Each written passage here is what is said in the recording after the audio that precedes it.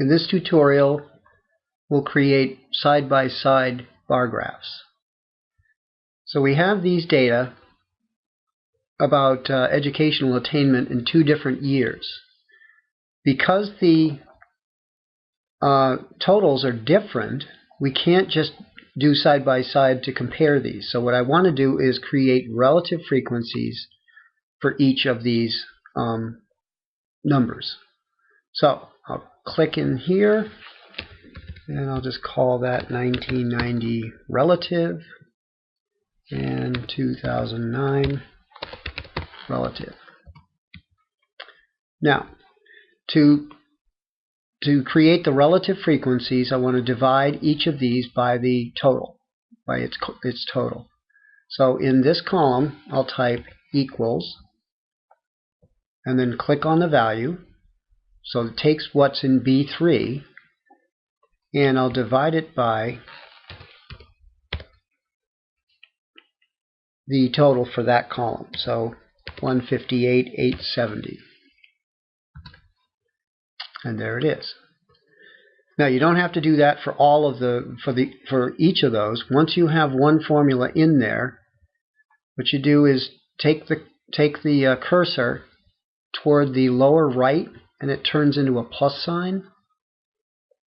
And then hold down the left mouse button and pull that down, and it copies the formula into the rest of the cells.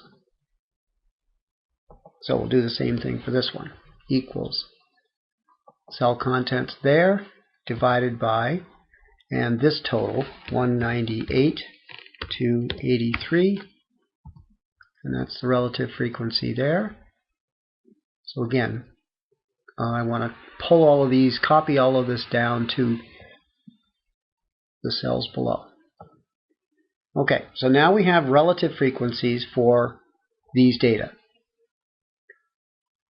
So now I want to create a bar graph for these data. So I'll highlight both columns, go to the Insert menu, pick a column graph and a 2D column, and notice it gives me side by side. Now I want to also change the numbers on the bottom to be these the labels here. So to do that, just click on anywhere, right click in here on the chart somewhere, and a menu should open, and you go to Select Data. And now here's where we have our data. We want to edit the axis labels. So I'll just hit Edit, and then we want to tell it where the axis labels are. So they start here. I'll just copy all of that, highlight all of that, and notice it has put those labels in place of the numbers 1 through 6, I guess it was.